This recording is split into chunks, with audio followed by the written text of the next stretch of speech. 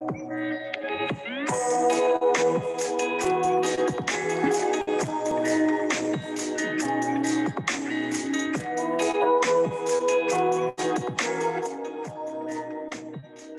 evening from Japan to wherever in the world you are. Thanks so much for waiting. The time is 8 o'clock. The program will begin momentarily in a minute.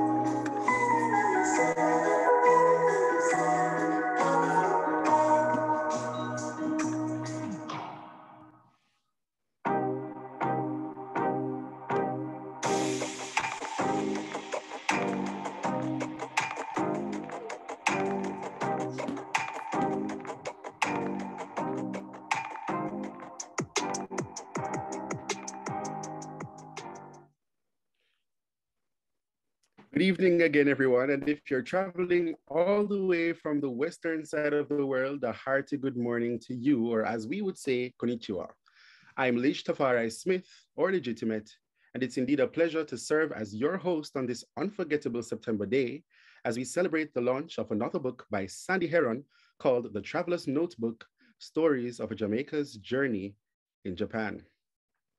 At this time, I'd like to welcome and especially acknowledge some esteemed guests in the house, such as Her Excellency, Ms. Shorna-Kay Richards, the Ambassador from Jamaica to Japan, Mr. Sheridan Baugh, and Mr. Robert Dawkins, the President of the Jamaicans in Japan organization. The program promises to be short, but enticing and quality-filled with gems, talent pieces, and even a special video presentation. We'll also get the opportunity to experience the new live and living colors, what we call Zoom now, and hear Sandie Heron speak of her journey and the driving force behind all she does today.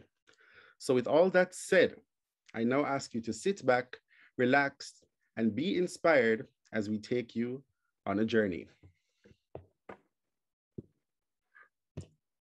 We begin with the ambassador. A career diplomat, Ms. Richards has been a member of the Foreign Service for over 25 years and is presently the director of the Bilateral Relations Department in the ministry.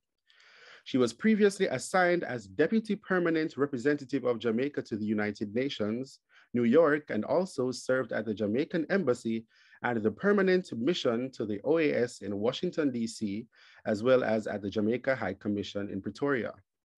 With vast expertise in bilateral and multilateral affairs, the Foreign Service veteran has supported efforts to secure and increase access to official development assistance, technical cooperation, human resources development, and trade and investment and opportunities. At the multilateral level, she has worked extensively in the field of international security and disarmament, having served as vice chair of the UN Disarmament Commission and was also a facilitator for the arms trade treaty negotiations. Ms. Richards holds a master's degree in international policy, and she's a Bishop Gibson and Hamptons High School old girl. At this time, we now invite the ambassador to give her remarks. Thank you, Mr. Master of Ceremony. A pleasant good evening to you all. Konbanwa.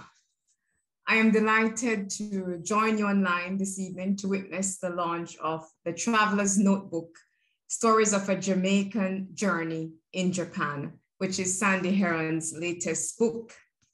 I particularly welcome this opportunity to warmly congratulate Sandie, an outstanding member of the Jamaican community here in Japan, for penning this rich collection of stories.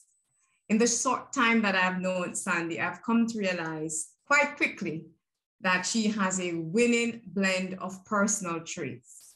She's both a dreamer and she's a doer with immense courage and immense faith. In just 2 years, Sandie, who is driven by a strong desire to help others, as well as a deep love for writing, has published 2 books documenting her experience of moving away from a place of security, comfort, and familiarity into the unknown, offering up a guide to help others successfully navigate the attendant fears and challenges. In this second book, Sandie, who works as a language teacher, shares her courageous and insightful journey in Japan, providing real-life lessons and inspirations for Jamaicans coming to live and work in Japan. For those who are interested in culture, the Traveler's Notebook also offers readers insights into Japan's fascinating culture from the lens of a Jamaican woman who has encountered this country in diverse and unique ways. As I start the second year of my tenure here in Japan, I am encouraged by Sandie's stories. In fact, this book aligns with the vision and strategy that underpin the mandate of the Embassy of Jamaica here in Tokyo, that is to forge closer people-to-people connections, promote increased cultural exchanges, and enhance mutual understanding in support of Jamaica's development. For the past 57 years, Jamaica and Japan have enjoyed a truly dynamic partnership. The continued strength of this partnership is no secret. People-to-people connections at all levels have enriched our relations with Japan, which we fondly call the JJ Partnership. Without a doubt, Jamaica's active participation in the Japan Teachers Exchange Program and the other programs with assistant language teachers have been a major contributor to the strong people-to-people connections in our JJ Partnership. In fact, ALTs like Sandie Heron serve dual role as ambassadors of our beloved country, Jamaica, as well as ambassador of Japan, their home away from home during this exciting program and activities. Whether it is through her books, work in the classroom, blogs on YouTube and Instagram, or recently helping to provide media coverage of the Tokyo 2020 Olympic Games, Sandie carries out her dual role as cultural ambassador in a manner that is inspiring, forward-looking, enterprising, and substantial.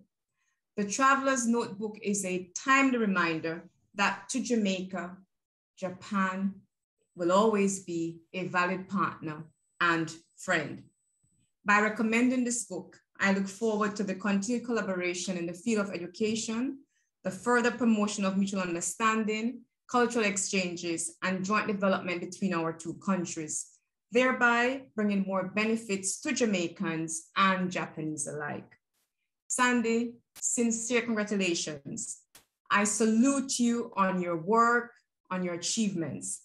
I'm also very happy and proud to see our women in the diaspora doing excellent work, displaying great courage, determination, and fixity of purpose. I wish the book every success. Thank you. Good luck. Well said, Her Excellency, Ms. Shorna-Kay Richards. Thank you so much. I definitely agree with your sentiments. And she's such a hard worker. She works in the classroom. She does blogs. She does YouTube. What don't you do? And you still look great doing it also. Thank you so much, Sandie, for bridging the gap and, of course, sensitizing people to what we go through every day. So I told Sandie yesterday also, Ambassador, that she's truly a superstar, because which one of us could get an ambassador in the evening to come to our lounge? So bless up yourself. Thank you so much, Ambassador. At this time, I invite the next speaker, and he is the president of the Jamaicans in Japan. The Jamaicans in Japan Association, otherwise known as the JIJ, was formed just over 5 years ago in July of 2016. The mission of the JIJ is to promote the well-being and growth of Jamaicans within the community in Japan, to raise awareness of our culture and contributions in Japan, to provide support services to help members adjust to living and working in Japan, and also to liaise with the Jamaican Embassy and other organizations to increase the effectiveness of the JIJ. Ladies and gentlemen, the President, Robert Dawkins. Hello, everyone. Thank you all for joining us on this wonderful occasion. and supporting Miss Sandie Heron in this great chapter of her journey. I would also like to acknowledge Her Excellency Shorna-Kay Richards, our Vanguard Ambassador here in Japan. I've worked with Miss Heron on a few projects, and one of the things that stood out to me was the coat of humility that she wears. To me, it's one of those character-defining qualities that elicits one's regard. She has told me that she's, as we say in the Jamaican vernacular, very enough, but I'm yet to see that. In one of my very first real conversations with her, she revealed her fascination with change and how grateful she was for where her journey in life has taken her. She could not believe her fortune or the significant changes that took place within 3 years of coming to Japan. I was extremely pleased to hear that because I fully understood the journey that she embarked on when she left her home country for the great unknown. And I have seen some give up and leave Japan at the first opportunity. I was very fortunate to read the manuscript of this Miss Heron's latest effort, and I guarantee you that it's a reserve of resources, not just for those of us who are living in Japan or considering the big move, but for anyone who seeks personal fulfillment on their journey in life. There are members of our community who have been paving the way in terms of sharing their experiences and providing useful information for anyone interested. And we thoroughly welcome this contribution by Ms. Heron. She once asked my advice to those who make the decision to move to this part of the world. And my answer to that is to get involved as soon as possible with our small but growing community and learn from others. And that at some point, they will come to the realization that their time here will have given them so much that it would be a failing not to impart it to others. Also, not to focus solely on the financial improvement aspect of things, but it's a whole new frontier here in Japan and the possibilities are endless. This reminds me that I must commend Ms. Heron for never failing to answer the call to serve the Jamaican community here in Japan. She has used her talents and resources to assist our endeavors in whatever way she can. On behalf of the Jamaicans in Japan Association, I congratulate you on the launch of this book, and I'm sure that the words that you have shared will be food for the soul. Thank you very much. I was saying many thanks, Mr. Dawkins. You said something very valuable because for Sandie's, for her ability to come here and know that her life is not her own, but to serve as a steward and also to be the person to sensitize people to what life is like in Japan and to come here, to live here, to dream here, and to do things outside of what we were called here to do. It goes to say that she's doing commendable work. And so I really, really give her my highest commendations. We appreciate you for coming and giving that speech and extending your kind words, Mr. Dawkins, and of course, all the best in JIJ and continuous growth on a personal level. All right, so now it's time for some entertainment. So this lady is full of vibes, full of entertainment, and she also makes you feel like you're home. She is Mrs. Janet Diggs White-Horry. And immediately after, the lady of the moment, Miss Sandie Heron, will grace us with an excerpt from her book. But first, an introduction from Mrs. Horry. Janet Diggs White-Horry hails from the Inaka parish of Clarendon. So if anyone is from Clarendon, big up yourself. She's been situated, Dawkins is from Clarendon. All right, nice. Home away from home. She's been situated in Shiga for about 4 years now.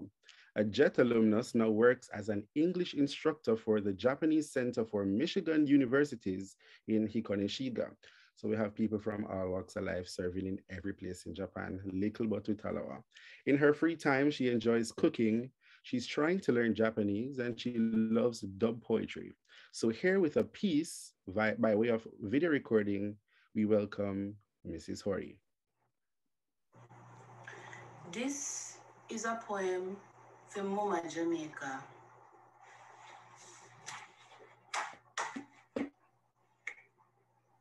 I want to go back on my yard. Things are faring hard. Me not tell no lie. Water, come on me eye. Me can't hunger, and everybody think me come from Congo. Me miss my mother rice and peas. Jesus, peace. When the last time me name little peer? Almost last year. Me can't even bust a laugh about the latest happening on the street. Missus, you better swim my sin and shh. Keep quiet. Try not to even kiss teeth. I want to go back on my yard. Things are faring hard. But the money tiny. Like stew peas and white rice. I miss a chain sort out. Well noise. I mean not lie. Me enjoy the cheap healthcare. But me not like the bag of steer. And please not touch me ear. I want to go back on my yard. Why me I tell you, foreign hard. You know, say Japanese write with hiragana, katakana, and kanji. Mrs. Me head tough. Me over here feel like crop. Me can't learn so much something. Me uncle know river, mountain, and tree. Oh, and me know every word for money. Okane only guy, curio, mother tie. Oh, and me can say me hungry and me want go toilet. But that's it. Me live in Japan, yes, but Jamaica in my heart. Far, but never apart.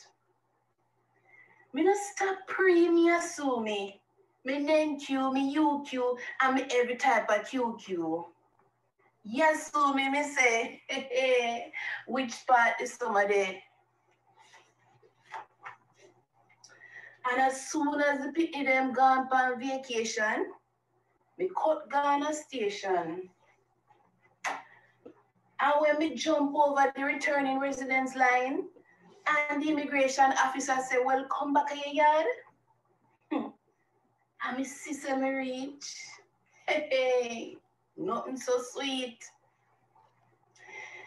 Boy, I tell you, Japanese sushi sweet like meat. Yeah, but me want little steamed fish and okra for eat. Yes, when me touch back on my yard, I want to touch back on my yard because things are faring hard. Summer too hot, winter too cold. Me can't tell you so till me get old. Me can't manage. Me love Japan. It's a home away from home. But I'm a child of wood and water. And me worship my mama to the ground. You don't know how Jamaican love the mama? You don't know what I mean? You know how Jamaican love the mama? Jamaica is queen. She reign in my heart. She pulse in my soul. Ever revered, ever respected, and never rejected. I'm a Jamaican, true and true. Bye-bye. Absolutely love it. So yesterday, I got a chance to watch a little bit of it, and Sandy said, Lij, oh, your mouth drops. It's interesting, but I'm sorry. Like today is just as exciting. It really reminds us of our greatness as Jamaicans. No matter where we are, we show up and we show out. And of course, a lot of what she said, I'm sure some of us in Japan can relate as it relates to the great things that we've experienced of, the money and financial aspect of it being good and just the environment. So trust me, even though we're in Japan, we know that Jamaica will always be home. So let's just make the best of it while we're here. Thank you so much, Miss Janet Higgs White Horry. Over to you, Sandy. Let's get a piece of your excerpt. Yes, nice. Thank you so much, Lij, and you can hear me, right? Okay, so good night, everyone. Thank you for joining. Let me just jump right into it. Chapter 6, Times of Testing. Natasha got her Japanese driver's license on the very first try. How did you do it? I asked her. I acted like a Japanese, she told me. How am I to act like a Japanese? I am Jamaican, I responded. I had met Natasha at a work training in Tokyo during our first week of arrival in Japan. We ended up being roommates at the hotel where we stayed and quickly forged a friendship. After training, we were placed in different cities, but we kept in touch. Before traveling to Japan, our contracting company had asked us to apply for an international driver's permit from our home country. The permit was only valid for 1 year, so we had to apply for a Japanese driver's license to continue driving. Other foreign teachers told us stories of how difficult the test was for foreigners, and that some people had taken it over 5 times without passing. One girl I met from the Philippines shared that she had done it 8 times without success. Without a driver's license, I could not remain at my job. Kakuda was in a rural area with no buses, so I had to drive to work. Despite the horror stories, I was not worried because I had been driving in Jamaica for a while. I was confident that I was an excellent driver and could not fail. I mean, I had years of experience driving on Jamaican roads, and many say that if you can drive in Jamaica, you can drive anywhere. Our company arranged for us to meet with a translator who would help us to practice the driving course. I studied the road signs and learned to count from 1 to 15 in Japanese. Ichi, ni, san, shi, go, roku, nana, hachi, kyu, ju, ichi, ju, ni, ju, san, ju, shi, ju, go. I also learned some appropriate signals, migi, right, hidari, left, masugu, straight, and shingo, traffic light, and so on. On the day of the exam, my translator asked if I was nervous. I told her no. I had no reason to be, or so I thought. We started with an eye screening and then a written test. I passed both. After that, it was time for the practical. I sat in a room with other candidates waiting for our numbers to be called, some pacing the floor anxiously. Finally, it was my turn. Ohayo gozaimasu. Good morning, I told the examiner as I positioned myself in the passenger seat. Onegai shimasu. Thank you for your time. He responded with a slight bow, a stern face, and made no eye contact. He drove around the course to demonstrate what he expected of me, and then he went back to the start. We exchanged positions, me taking the driver's seat. I gently lowered my foot on the gas pedal and started moving, mimicking what he had shown me before. In no time, I was finished. That was a breeze, I thought. Imagine how surprised I was to receive a pink slip at the end of the examination. Pink meant that I had failed. The examiner told my translator the reason for his decision. I drove too genki, happy, or rough, my translator explained. I did not take the result too hard. I just smiled as my translator arranged a new date for me to resit the test. In the upcoming days, I spent more time practicing. 3 weeks later, I was back at the examination center. I was more careful the second time. I thought I had corrected everything the previous examiner said I did wrong, yet I received another pink paper. I was annoyed. Why? He explained that I did not turn my head enough when looking to the left or right before turning. Also, I did not turn my body completely to look behind me before overtaking a parked vehicle. Looking in my rearview mirror and quickly glancing over my shoulder was not sufficient. In addition, and this is the best part, I drove too slowly. I felt so disheartened. I had about a month left on my international driver's permit before it expired. I had no idea what I would do if I did not get my license. I was not prepared at that time to move to a new city. So I phoned Natasha to ask her for tips and a demonstration of what to do. Act like a Japanese, she said. We agreed to meet up, and when we did, she showed me what she meant and precisely what she had done on the day of her test to pass. Broke your neck, Natasha joked.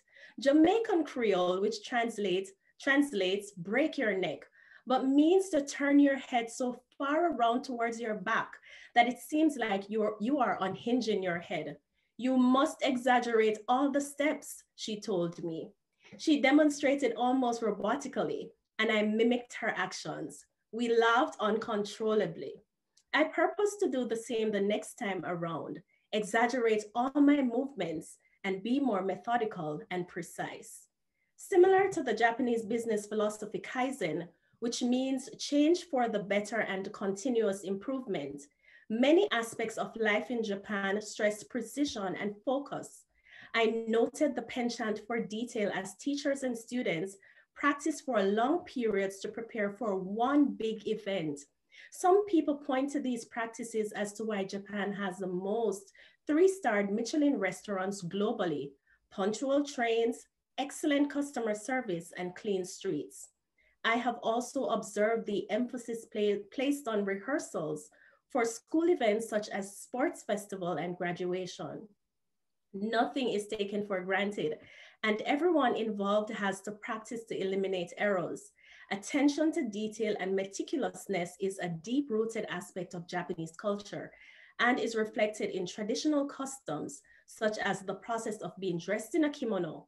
Similarly, it can be seen in the focus required in tea ceremonies, the intricate art of flower arranging, the skillful preparation of sushi, the rigorous training necessary to be a geisha, and many others. It was the same kind of precision that the examiners were looking for. It was a cold day in December when I returned to the examination center. The center would close for winter break in a week or two, and other candidates booked all available dates for the remaining days. It was a do or die moment. When I met the examiner, I greeted him with a bright smile. I examined the vehicle, looked at the headlights, looked under the car, opened the door, sat upright, and then put on my seatbelt. I was ready to do the absolute most. Daijoubu desu ka? Are you all right? I asked the examiner as well as the other candidate who was in the back seat. Onegai shimasu. Thank you for your time, I said as I drove off. In my head, I heard Natasha's voice, broke your neck. I stiffened my body, mimicked what Natasha had shown me, and replicated precisely what the examiner had done during his demonstration of what was required. When he signaled for me to turn, I turned my head completely to the left, signaled, and then turned. When it was time to turn onto the main road, I leaned my entire upper body forward to look out for oncoming vehicles. I exaggerated everything. I took on the role of a true beginner who, though confident, was trying her best to be extremely careful, follow the steps, and do a good job. In the end, I was given a blue slip of paper, which meant that I passed. I was ecstatic, and so was my translator, who had been there with me all 3 times. As I paid the license fee and my new driver's license was issued, I decided to go to a nearby restaurant to treat myself. While waiting to be served, a thought came to me: tested to be retested. It was about the driving test experience, but it was also about where I was in my life. There were so many things that I had mastered in Jamaica. Those victories gave me confidence that I could easily conquer anything I encountered after moving from home. I could not have been more wrong. I did not fully realize that every phase of life presents a different learning opportunity. I did wonder why I had to resit for my driver's license when I had already gone through the process in Jamaica. Why couldn't Japan just accept my license from home? Japan, however, does not have that agreement with Jamaica. So to drive in Japan, I had to sit the Japanese driving test. The same was true for other areas of my life, emotionally, mentally, and spiritually. So many struggles that I thought I had conquered and healed from started to resurface within a year of living abroad. My friendships were tested. Anxiety and depression again waged war on my mind, and I deeply craved intimate companionship. I learned through that process that mastery in one area of life does not mean mastery in another. Every season of life comes with its own set of rules, and we have to learn them and adapt to grow. Excelling requires practice, patience, focus, and continuous improvement, even in things that we thought we already knew. Sometimes we must also unlearn habits and actions that served us in the past to embrace where we are. The difficulty is that many of us seldom realize this when we move on to something new, as it is natural to do things the way we have always done. While it can be helpful to glean tips from our past successes, we can find ourselves confused or trapped if we do not recognize when things have changed. Therefore, we need to be open to the newness that comes with each season and understand that with change, we might go through times of testing before getting to the place we want to be. Thank you. I absolutely love it. Wow. You literally brought me on a journey just now. You know, the part that sticked with me just now was when you said mastering one area doesn't mean mastering others. So just to know that you have been tested, retested, and now you are open to all the possibilities. It shows that you have gone through a journey and you continue to go there. And so I'm just excited for the journey you're on. Listen to me, just a while ago when you tell me about Natasha, whatever, you know, it was as if Natasha was in front of me, and I think that's the joy of hearing your excerpt. I feel like I was there because there's so much things that I could relate to. Love it. Guys, this is even more of a reason why you need to get the book. But at this time, I'd like to actually highlight some of the people, like your busload of people, them come and is bare excitement. I really love them. So you and Sims is a Clarendon people. Yeah. AB Berry said, well done. Michelin says it's a great story. So many lessons from your story, all the making for your great journey, as I had just said. Courtney Morrison says, what a great lesson, tested, weighed in the balance, coming out as pure as gold. And Mona Lisa says, inspiring words, wonderful, Sandie. I wholeheartedly agree. All right, so it's time for our sit down, Sandie. Are you ready? I am ready. I'm a little bit nervous, but No, yeah. man, listen to me. You do media, so I know you know how to talk. All right, let's go. Each year, people from all over the world travel to Japan to study, live, and work. Among them are several Jamaicans. According to Japan's Ministry of Foreign Affairs, as at December 2019, there are approximately 914 Jamaicans living in Japan. Maybe more since then. While both countries are vastly different in terms of culture, language, food, and even the climate, many Jamaicans have chosen to navigate these differences to call Japan their second home. But this evening, we have a special one who has not just made it her dwelling place, but is walking in her purpose as a teacher, author, driver, among many things. Sandie, good evening. Hello, Lij. Hello. How are you? I'm very happy. I'm very happy. I can see it on your face. All right. So without further ado, let's go. So Sandie, so many of us here, we're all here with different stories. You obviously have one. I just want to know, what was the driving force behind you coming to Japan? Okay, and I have told that story so many times. It was actually a dream that led me here. So I was working at a law firm in Jamaica. I felt as if my time was up at where I was working, and I started, thinking and praying about my next step. And then through that, just going through the process of praying and seeking God about what I should do and where I should go, Japan was where I was led to. And so on faith, the ambassador mentioned faith. So that is really what led me here. And I realize a lot of what you have said mentions the fact that you were led and not necessarily you led that life, but you were led. But I'm going to get back to that. Yeah. So when you had arrived, because for me, it's almost as if it's the same thing. I left because I was doing media, but it wasn't fulfilling to me at the time. I didn't know I was coming here. I didn't know why I was coming here, but I just knew that I needed to come here and flourish.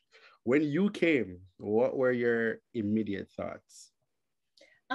Well, I was just excited about being in a new place, Lij. Everything was new, of course. I had never traveled to Asia before. So being in a sea of Asian people, Japanese people, I arrived in Tokyo, seeing all the huge buildings, which is of course so different from Jamaica. And so I didn't have any specific thoughts, but I was just open to having a new experience. I was excited to start working and to get to my apartment in Kakuda and just to see what it would be like. And you wanted to start working as a teacher. So tell me now, what was the pivotal point that said to you, not just teaching, I need to start this writing? Well, actually, I started writing before I came to Jamaica. So I have always been writing. It's my first love, I would say. So I'm always that girl who is journaling ever since I can remember from I was younger. I've always been writing. And so I started writing my story, my first book, Journey into the Unknown, before I came to Japan. And then it's actually after my first year, in my second year, while I was living in Tokyo, the idea came again that I should start writing my stories. And then I picked up the manuscript that I had started in Jamaica and I continued. And here we are now. And as you said, you mentioned the first title, but not in its entirety. Journey into the Unknown, traveling where God wants you to be. That's powerful. To me, I think it's very, very powerful. But it's more than just a title. This sounds like an obedient journey into the purpose, because I can just imagine somebody hearing God say, hey, Japan it is. And you're like, Japan, like not USA, not Canada, not they look at foreign, they're like, Japan, what was it about Japan? And how did you react to that nudge that this is where you're supposed to be? Well, when I remember when the thoughts came to me and when I had that dream and I started doing research, it was new, but I was getting so many dreams at that time. So it wasn't anything that was so surprising, really. Right? I started learning Japanese, well, and okay. not much, but a little bit. I was looking at the characters. They didn't make much sense at the time. But I remember researching, just getting up and being excited and researching about Japanese climate, Japanese food, about the religion there and all of that. So you're talking about big foreign. I wasn't scared or anything. I was excited about the journey. And take me through the journey of writing the book. So it's one thing to have it in your head, you love writing, but going through the process of saying, this is actually going to be a book that I want to publish. What was it like writing every day? Was it a case where you had writer's block? Was it a case where you're like, I probably need to put this down until like when I feel it again? How was it for you? Yeah, that's a good question, Lij. So, they have a saying that they said that there, you have the story before you have the glory. So I would say like tonight is the glory really, but the process, I had to live this story before I was able to write it, right? And a lot of the things that I wrote about in the book, that's in the book, these are things that I experienced, right? So I started writing the story, everything that was going on, just capturing the emotions in my writing. So it was hard doing it every single day. Almost every day this year, I have been writing, editing, and stuff like that. And so it was difficult just living the stories and then penning it so that others could benefit.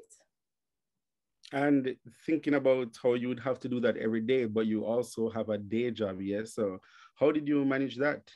I can just imagine sometimes sleepless nights, sometimes the creativity, oozes out and you just can't control it. How did you manage? Yeah, lots of sleepless nights, Leja, lots of sleepless nights. So of course, early in the mornings, I would write. Whenever I got a break during my classes, I would write. After school, I would write many late nights, many early mornings, whenever I got a chance. And I just want to add as well, it helps when you're doing something that you love, because then it doesn't feel like work. It's hard, yes, there are challenges, but it flows out of you easily. And so whenever I had some time, I was just working on it.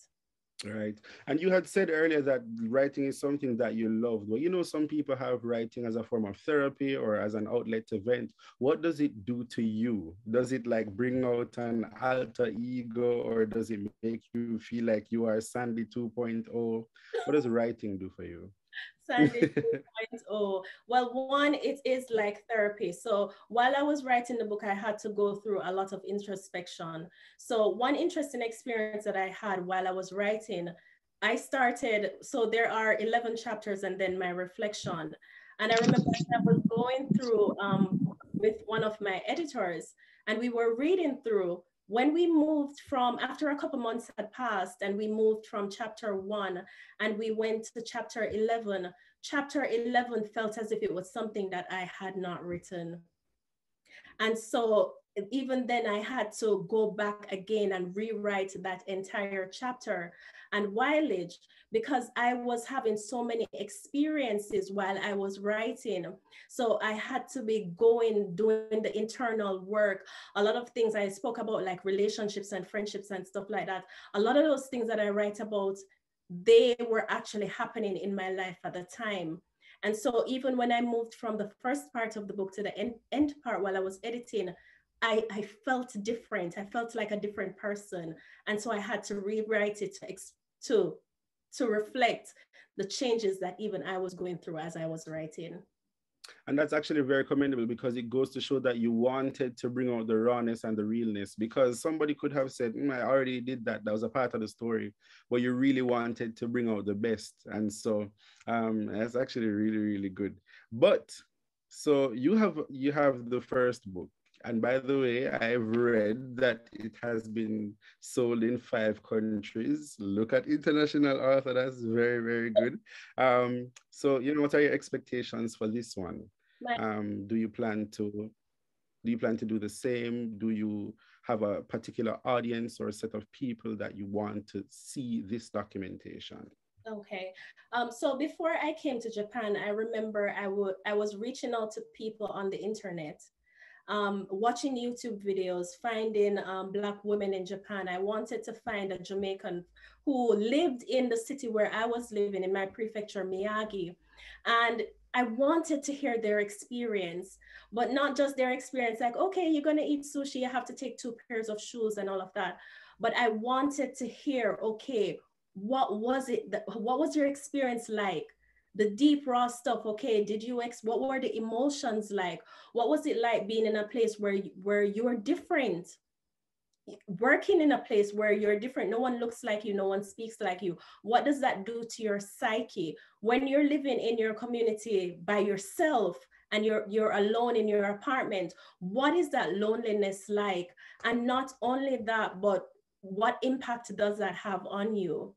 And not only that, like being in Japan, it's a unique culture, yes, but that the uniqueness that is in this culture, how can it impact you? How does it change your worldview?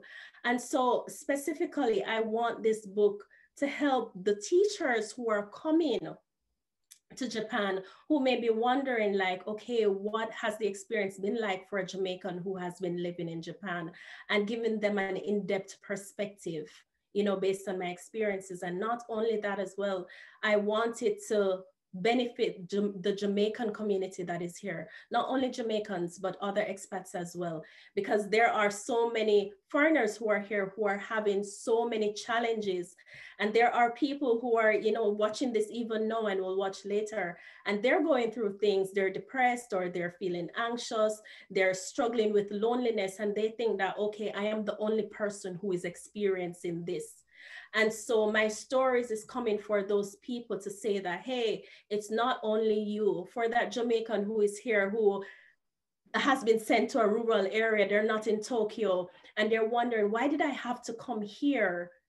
Through the stories, when they get this book, they will realize that there is value in where you are, you know, being there and being in that place, and just immersing yourself in a Japanese culture, that it can help you to evolve and evolve beautifully. And I'm particularly happy that you touched on the point that not everything that glitters is gold, because even for people from my end as well, and the people on the JET program, they definitely want to come here because they think that it is a better place than Jamaica. Yeah, we understand where the opportunities are endless, as Mr. Dawkins had said, but there are some real challenges here as well in Japan. And so I'm happy that your book highlighted that. So they don't only get the utopia story, but the realness, and understand that there are things that may happen when they come here. So that's actually very, very nice. What's your favorite part of the book? And I'm hoping it's not your excerpt. I don't want you to give away too much, but I wanted to know, what was your favorite part, either about writing or your favorite part to write? Okay, so my favorite part of the book is chapter 11, and that's the chapter that I had to rewrite. And I say chapter 11 because chapter 11 feels like the conclusion, if I can say that, of my story. Because I remember when I first came to Japan, especially in my first year, I had so many questions. And one of the questions that I had was, why am I here? As someone who is so driven by purpose, and when I was in Jamaica, someone who was so accustomed to many activities, you know, like being involved in this and radio, conferences and all of that.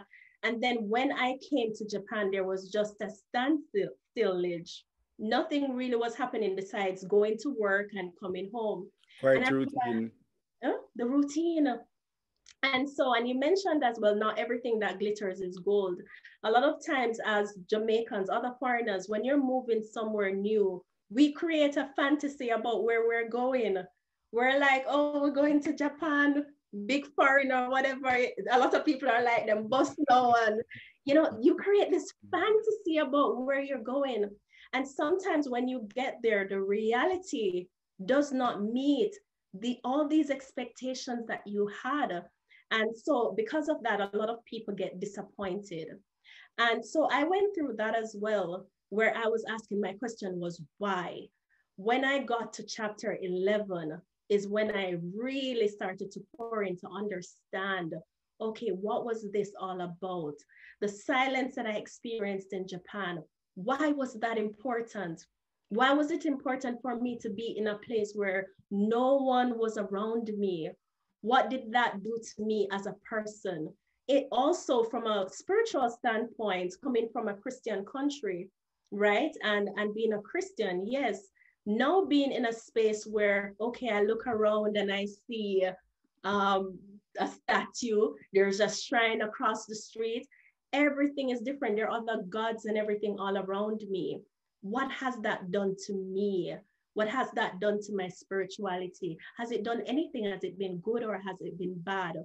And so chapter 11 really for me answered a lot of the questions that I had. And so that one is my favorite. That one has a lot of the deep stuff. Listen to me. See, just a while ago when you said, and I quote, "Why am I in this silence?" Bayern, you make me have to stay here beyond 9 o'clock here, because that voice in silence, something there where you be still and you hear voices and you hear the answers that you need to get around you. Trust me, it's something that should not go unnoticed or underrated. It's a real thing. And so sometimes, even when we're here in Japan, we may think, oh, we're LTs, we're teachers, we should be confined to that. Maybe we're here because we're supposed to be. No, we're supposed to be here. You are where you need to be. And also, a lot of times we're here in our silence just so that we can get the message that we could not get when we've been around people. Because sometimes when you're around the noise and the distraction, you don't even know what your calling is. So that's why I believe that everything is for a reason. Amen. Amen.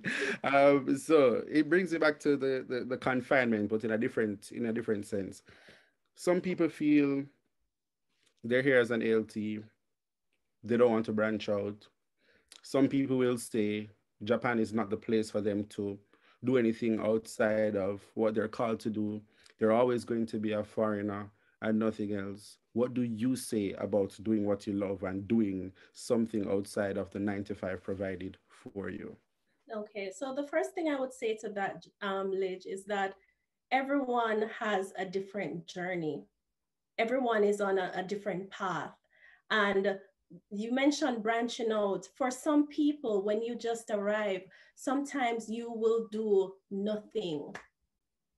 Sometimes all you're required to do in this season of your life is perhaps just to be at home in your apartment and go to work. So everyone has a different journey. What I will do and what you will do, not everyone will do that. So the path is different for everyone. So I don't want people to get caught up in thinking that they have to be doing something. You have to be stepping out and doing something outside of what we would consider the routine. Because even in those things that we think are so small, there is value in those things. And that is something that I missed at the start of my journey. For those persons who actually want to do something, you feel led to do it, I would say just get started. Use what you have. There is so much to see and so much to learn in Japan. You know, learn as much as you can, be as open as you can, and allow those things to help you to develop. Insightful. All right, so Sandie, in order for you to write the book, I'm sure you'd have gotten some inspiration. Maybe, by yourself, through God, but who are some of the people who have been instrumental, the people who you call to say, Jano, I'm writing this book and I don't know where I am, or, seeing something today and you're like, this is definitely a part of the story that I want to document. Can you mention those things, those people that you owe a part of who you are and what you do to today? Okay, so I'll mention two people. I don't want anybody to come for me. You know, a lot of persons were instrumental in the journey, but two people, Aika Peter, who is here, Jody and Stevenson, I cannot say thank you enough. Two of my friends who really stood by me day by day by day. At the end of the process, you know, I said there's a glory where everything looks fancy, but going through it, it's so difficult when you question yourself, when you wonder, is this right? Is this something that I should do? And those two friends, Aika, Jody, really stood by me day by day with all the tears and all the anxiety that comes with writing. They have helped me instrumentally. Also, as well, let me just mention my PR. Michelle and Letman is on the screen as well, is here as well. She has helped me tremendously. And so I just want to tell her thanks as well. And also, so many people, Robert Dawkins, thank you so much for helping as well. And of course, our ambassador, I think we have the best ambassador who has just been Her Excellency Shorna-Kay Richards, who has been so supportive, so helpful. And, you know, just in talking with her as well about the project has helped me to give me a lot of insights and push me to dive deeper into the story and come up with something that I truly believe is more wonderful than when I first started. So, and there you have it. Produced travel journey in Japan. So the final question for this segment: where can we find the book? What's happening? Where is the book? We want the book. Okay. We hear the excerpt. I will love the book. All right, so I asked Aika to put the link in the chat. And for persons who are here now, there is a special going on. This is our launch special for the Kindle version. So if you order tonight for us, but today on launch day, it is for $2.99 US for a limited time offer. And then I'm going to be posting the link for the paperback as soon as that becomes live. It should become live in a couple of hours. So that's going to be posted soon. All right, great. Yeah, that Sandie said, you get a book, you get a book, you all get a book. Great. So now, thank you so much, Sandie. We are going to have a very short segment because we're almost at 9 o'clock in Japanese time, where if anyone would have a question they want to ask, or at least say some kind words or give a toast to Sandie, I'm giving you the next 2 minutes to post them, and then we'll read them. If anyone wants to come on stage and speak, that's also allowed. Just let me know. So we'll just give you 2 minutes. But Sunday, I also have like some special questions, like some short quiz. I told you I was going to give you a hot seat quiz.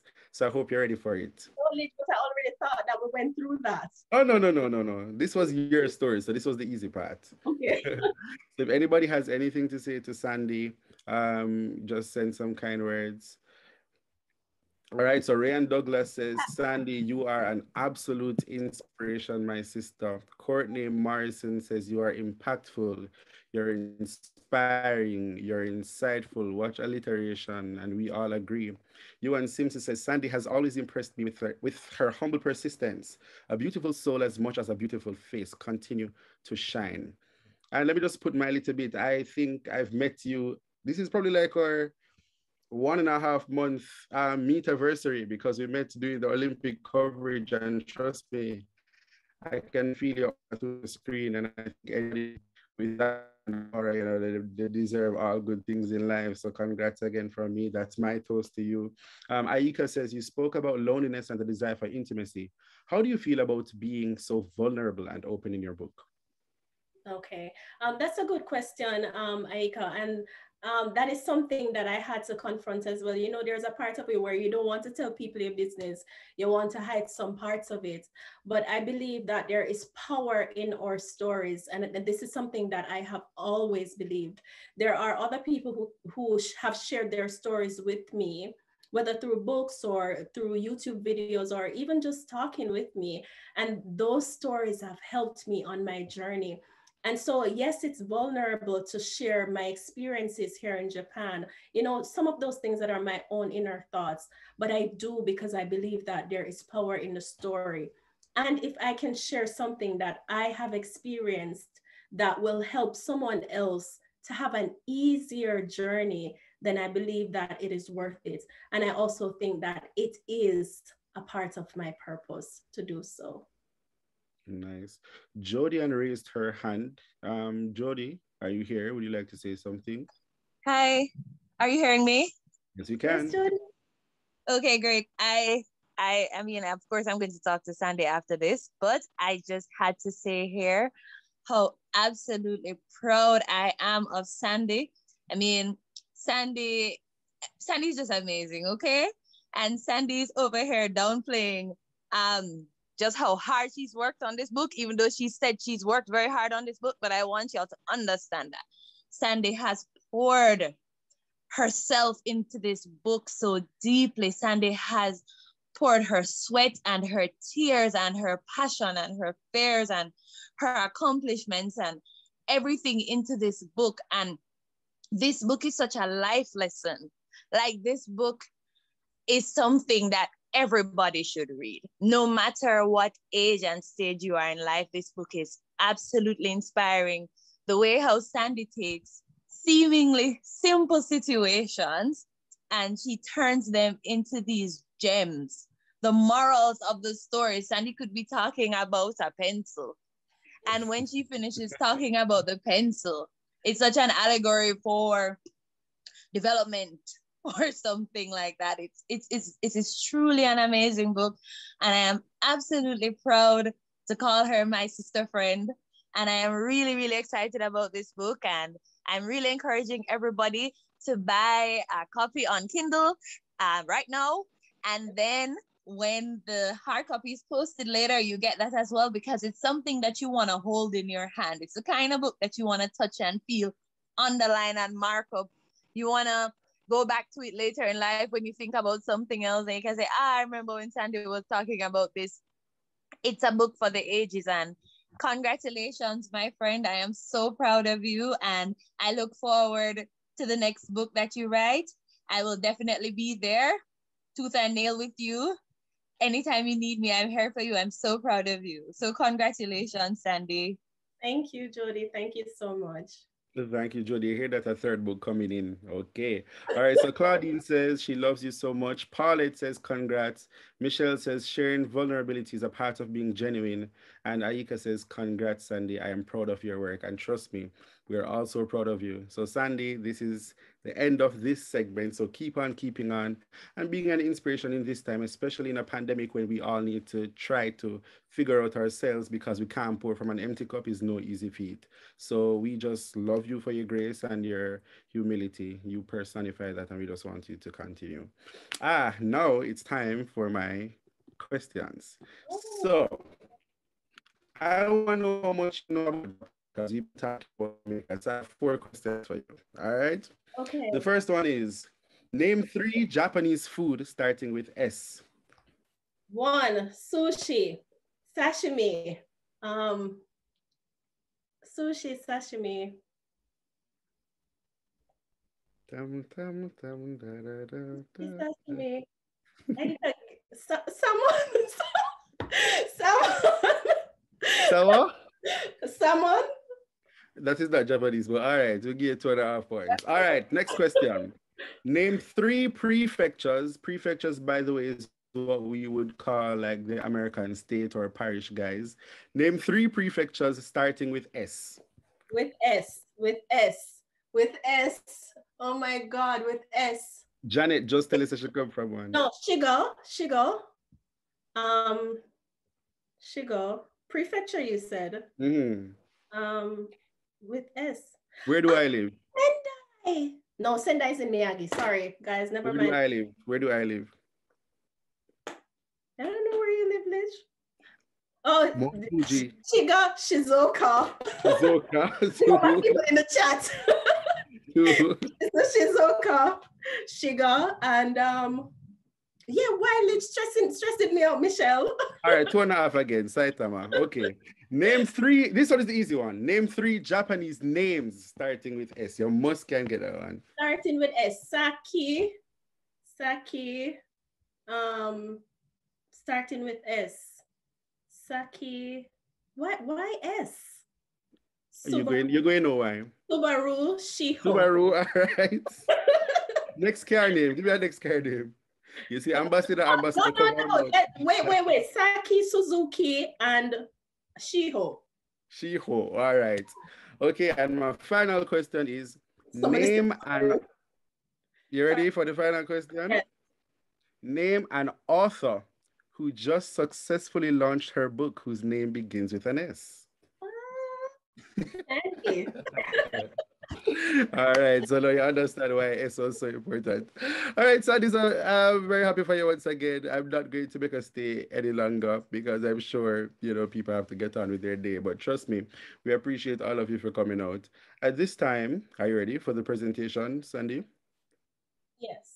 So at this time, we now have a final video presentation. It's just under 90 seconds, and it will just embody all that happened today, all that the speakers have said, and all that Sandie personifies. So please sit back and watch.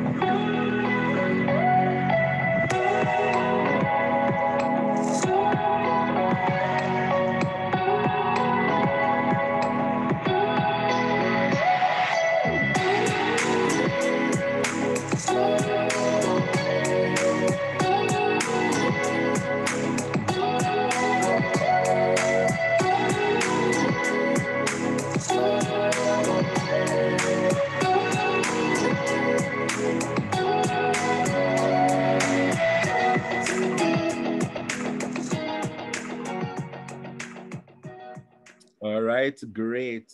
Purpose can manifest in different ways for all of us. And this evening and in Jamaica this morning, we have seen how manifestation worked for our special friend doing great things in Japan, Sandie Heron. And with that said, what a wonderful evening it was. Thank you to the ambassador, her team, esteemed guests, and all our other VIPs, from Yuan to Michelle to all of my friends in Clarendon. We appreciate you coming, so what good. We'd like to finish off by just saying goodbye in the chat. But until then, or until next time, when we have our third launch, I'm Lij Tafari Smith, or Legitimate. It was a breathtaking experience being your host. So big up yourself. Good night. Thank you, everyone, for coming. Thank you so much, Lij. Thank you, Ambassador Richards, for being here. Thank you, Robert, Jody, Pastor Courtney Morrison, Paulette, Smelly. Thank you, my second mother, Aika, Rondine, my sister. Yuan, thank you so much for your continued support. Rayan, Liz, Abijay, I see you. Thank you so much to everyone who has joined. Michelle, thank you. Thank you, Lij. All right, bye. See you. So until next time, what we say? Sayonara. Sayonara. Thank you. All right, bye-bye, everyone. Big up Uncle Courtney. Bless up, Sir Lij. All right, thank you. Daniela, I see you. Thank you. And Nicole Plummer, thank you so much. Claudine.